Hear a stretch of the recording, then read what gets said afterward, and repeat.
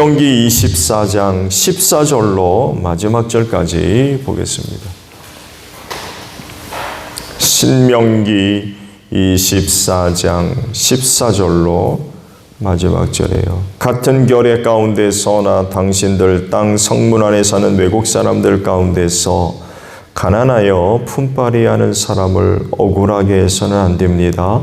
그날 품삯은 그날로 주되 해가 지기 전에 주어야 합니다. 그는 가난한 사람이기 때문에 그날 품삯을 그날 받아야 살아갈 수 있습니다. 그가 그날 품삯을 못 받아 당신들을 원망하면서 주님께 호소하면 당신들에게 죄가 돌아갈 것입니다. 자식이 지은 죄 때문에 부모를 죽일 수 없고 부모의 죄 때문에 자식을 죽일 수 없습니다. 사람은 저마다 자기가 지은 죄 때문에만 죽임을 당할 것입니다. 외국 사람과 고아의 소송을 맡아 억울하게 재판해서는 안 됩니다. 과부의 옷을 저당 잡아서는 안 됩니다. 당신들은 이집트에서 종살이야 된 것과 주 당신들의 하나님이 당신들을 거기에서 성량하여 주신 것을 기억하십시오. 내가 당신들에게 이런 명령을 하는 까닭도 바로 여기에 있습니다. 당신들이 밭에서 곡식을 거둘 때에 곡식 한 묶음을 잊어버리고 왔거든 그것을 가지러 되돌아가지 마십시오. 그것은 외국 사람과 고아와 과부에게 돌아갈 몫입니다. 그래야만 주 당신들의 하나님이 당신들이 하시는 모든 일에 복을 내려 주실 것입니다. 당신들은 올리브나무 열매를 딴 뒤에 그 가지를 다시 살피지 마십시오. 그 남은 것은 외국 사람과 고아와 과부의 것입니다. 당신들은 포도를 딸 때에도 따고 난 뒤에 남은 것을 다시 따지 마십시오. 그 남은 것은 외국 사람과 고아와 과부의 것입니다. 당신들은 이집트 땅에서 종살이 하던 때를 기억하십시오. 내가 당신들에게 이런 명령을 하는 까닭도 바로 여기에 있습니다. 아멘. 오늘 아침 함께 나눌 말씀은 방금 보신 22절에 있는 말씀이에요. 당신들은 이집트 땅에서 종살이 하던 때를 기억하십시오. 내가 당신들에게 이런 명령을 하는 까닭도 바로 여기에 있습니다. 라는 말씀으로 오늘 아침 함께 나눕니다. 개구리 올챙이적 생각 못한다는 그런 그 말이 있죠. 의미가 그 성공한 뒤 과거의 자신의 어떤 부족함과 또 연약함 또 어려웠던 때를 생각하지 않고 처음부터 잘난 줄 알고 뽐낸다는 그런 그 의미가 있습니다. 성경에서 많이 사용하는 표현을 빌리자면 사람이 교만해졌다는 그런 그 의미로도 이해를 하면 무리가 없을 것 같아요. 사람이 이렇게 변하게 되면 또 다른 사람을 받아주거나 용납하거나 이해하거나 존중하지 않고 가장 크게 나타나는 문제는 사랑하지 못한다는 것입니다. 자기의 실리에 따라 사람을 차별하는 악한 행동과 또 태도가 나타날 수밖에 없겠지요. 더욱이 말세에 또 다른 사람과의 관계가 심각하게 또 뒤틀려 있기 때문에 교만함은 정말 그 악한 모습 중에 하나입니다. 그러나 그럼에도 불구하고 사람의 교만함은 점점 더해갈 겁니다. 그리고 이런 교만의 결과는 인간관계의 파멸을 초래하고 말 겁니다. 그리고 성경도 이 교만에 대해서 말씀하실 때 패망의 선봉이다 라고 말씀을 하고 있죠. 그래서 우리 그리스도인은 자신을 늘 살펴서 교만해지지 않도록 해야 되는 것 같아요. 오늘 주신 말씀은 이스라엘 내에서 가장 낮고 약한 자들에 관하여서 이제 언급을 하고 계시죠. 성경이 말씀하시는 이스라엘의 3대 취약계층이라고 해야 될까요? 가장 낮은 자들이 바로 과부고 고아이며 또 나그네, 성경에는 외국인이라고 번역이 되어 있습니다만 해도 이 세 종류의 사람들이 성경에서 이야기하는 이스라엘 내 3대 낮은 계층으로 언급이 되고 있습니다. 하나님은 이 사회적 약자들에 관하여서 깊은 관심을 갖고 계십니다. 오늘 주신 말씀들이 바로 이들에 관한 것인데, 이들이 이스라엘이 이들과 어떤 관계를 가져야 할지를 두고 이제 말씀들을 하셨습니다. 그런데 흥미로운 부분을 발견할 수가 있죠. 즉 사회적 약자들에게 그들과 선한 관계를 맺어야 되는데, 그런 그 관계를 맺는 데 있어서 동기를 말씀을 하신 것을 발견할 수가 있어요. 그것이 바로 이제 오늘 아침에 주시는 말씀이고, 동일한 내용이 또 한 곳에 기록되어 있죠. 18절입니다. 18절과 22절에 있는 말씀을 보게 되면 이스라엘이 왜 그들 안에 사는 사회적 약자들과 그런 선한 관계를 맺어야 하는지에 대한 동기가 거기 기록이 되어져 있습니다. 이유가 이렇죠. 이스라엘이 과거 이집트에서 종살이 했었다는 거예요. 그리고 이런 그들을 하나님께서 속량해 주셨다. 구원해 내셨다. 라는 것입니다. 이런 이유들이 너희에게 있었기 때문에 이스라엘 내에 있는 3대 취약계층들, 낮은 자들, 그들과 선한 관계를 맺어라. 그들을 보살펴 주라는 이야기죠. 아시듯이 그들이 이집트에서 450여 년간 노예 생활을 하셨잖아요. 정말 끔찍하게 종살이를 했습니다. 전혀 쉬지를 못했고, 그야말로 안식이라고 하는 개념이 뭔지를 모를 정도로 극심한 그런 그 노동을 하게 됐었죠. 그런데 하나님께서 이런 그들을 그곳에서 해방시키신 거죠. 이거를 기억하라는 거예요. 너희가 이것을 기억해서 그들을 보살펴줘라. 과거 너희가 이런 생활을 했고 또 그런 은혜를 입었으니까 사회적 약자들을 생각해봐라. 그들도 마찬가지라는 거예요. 너희 가운데 들어와서 과부나 노아나 또 외국인들이 그런 생활을 했다는 거예요. 너희가 이집트에서 종살이 했던 것 같이 그렇게 어렵게 생활하고 있다는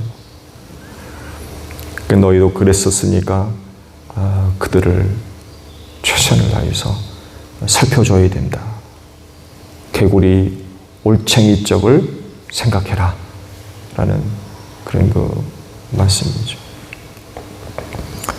그리스도인이 기억해야 할 과거는 어떤 것이 있을까요? 또 다른 사람들과의 그 선한 관계를 위해서 우리 그리스도인이 기억해야 할 과거. 세상에 대한 그리스도인으로서의 의무와 역할을 생각하면 그건 무엇보다도 구원이 가장 우선순위에 두어야 될 겁니다. 그렇다고 하면 이 구원을 위해 그리스도인이 잊지 말아야 할 과거 뭐가 있을까요? 그건 무엇보다도 죄인됨을 잊어서는 안 될 것 같아요. 과거 우리는 죄인이었다는 거죠. 지금 나는 과거의 내가 아니죠. 그렇죠? 엄청난 그런 그 극적인 변화들을 갖고 있는 그런 사람들 아닙니까? 지금은 죄와 사망에서 구원받아 하나님을 아버지라 부르지만 과거에는 전혀 이런 것과는 무관했던 그런 사람들이었어요. 사탄의 자식으로서 죄 가운데 태어나서 죄짓고 살다가 영원히 멸망할 수밖에 없었던 그런 존재였죠. 이런 과거의 모습을 잊지 말아야 되는 이유는 지금 이런 상태에 있는 그런 사람들을 우리가 긍휼히 여기고 그들을 사랑해야 되기 때문에 그렇습니다. 왜냐하면 나도 전에는 그런 사람이었는데 하나님께서 그런 나에게 십자가라고 하는 큰 은혜와 사랑을 주셔서 구원받게 하셨거든요. 이스라엘이 이집트에서 종살이했던 것까지. 오늘 우리가 과거에는 죄의 종이 되었었는데 십자가를 통하여서 죄와 사망으로부터 구원해 주셨거든요. 하나님께서 이집트에서 그들을 구원해 내셨던 것과 같이 오늘 우리도 그런 은혜를 입었던 사람들이라는 거죠. 이것을 잊지 않고 기억할 때에 하나님을 모르고 사는 사람들 긍휼히 여길 수가 있죠. 죄 가운데 죽어가는 이들을 얼마나 불쌍합니까? 그렇잖아요. 나중에 지옥불에 던져져서 구독에도 타서 죽지 않는 영원한 형벌을 당할 수밖에 없는 그들. 불쌍하죠. 불쌍할 수밖에 없어요. 그런데 이런 큰 은혜와 사랑을 우리가 받았음에도 불구하고 그런 그들을 긍휼히 여기지 않고 또 사랑하지 않으며 대신 그들을 정죄하고 심판하고 저울질하며 마치 이스라엘이 부정한 이방인을 대하듯이 저 할례받지 못한 짐승 같은 인간들, 율법도 알지 못하는 멸망의 자식들, 이런 식으로 대하게 되면 나는 그리스도인 맞습니까?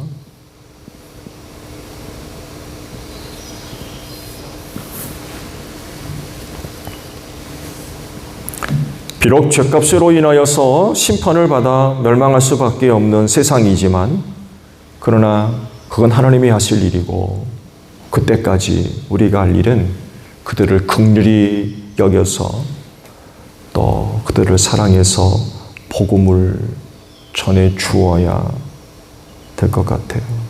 하나님도 그러셨잖아요. 세상을 사랑하셔서 독생자를 주셨대요. 미워하셨으면 보내셨겠어요? 사랑하셨대요. 사랑하셔서 독생자를 주시기까지 그렇게 사랑하셨다는 것. 주시기만 하셨습니까? 십자가에서 죽기까지 하셨거든요. 그 하나님의 그 사랑이 얼마나 큰 겁니까?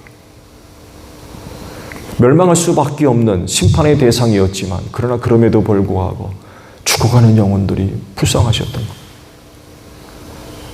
그래서 그들의 구원을 위해서 예수님을 보내주셨고 십자가에서 대신 죽기까지 하실 정도로 그런 일들을 하셨다는 거죠. 이런 하나님을 섬기는 사람이라고 하면 그도 역시 세상을 사랑하는 것이 마땅하겠죠. 영혼 구원을 위해서.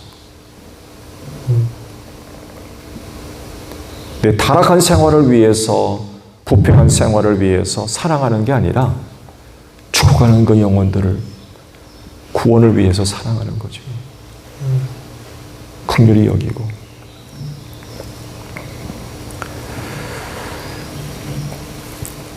그리고 우리는 그렇게 할 수 있어요. 왜냐하면 그 사랑이 어떤 것인가를 우리가 알기 때문에 그렇습니다. 모른다 그러면 어려울 거예요. 그 사랑이 뭔지를 모르면 하겠습니까? 근데 하나님이 세상을 사랑하신 그 사랑이 뭔가를 알거든요. 왜? 받았기 때문에. 우리가 그 사랑을 받았잖아요. 이건 뭘 얘기하느냐? 할 수 있다는 거. 알기 때문에. 요한일서 4장 16절에 이런 거 말씀을 하시죠. 우리는 하나님이 우리에게 베푸시는 사랑을 알았고 또 믿었습니다. 하나님은 사랑이십니다. 사랑 안에 있는 사람은 하나님 안에 있고 하나님도 그 사람 안에 계십니다. 그러면서 19절에 그런 말씀을 하세요. 우리가 사랑하는 것은 하나님이 우리를 먼저 사랑하셨기 때문입니다. 그런 말씀을 하세요. 우리가 사랑을 알아요. 받았기 때문에. 그래서 그 하나님과 같이 세상에서 죄 가운데 죽어가는 그 영혼들을 사랑하는, 그래서 그들이 죄 가운데 구원받을 수 있도록 해야 되겠다는 거죠. 이스라엘이 과거 이집트에서 정살이를 했었고 이런 그들을 하나님께서 구원하셨다는 것을 잊지 말고 사회적 약자들을 도와라 라고 지금 하시는 거거든요. 왜? 너희도 과거 그랬다는 거죠.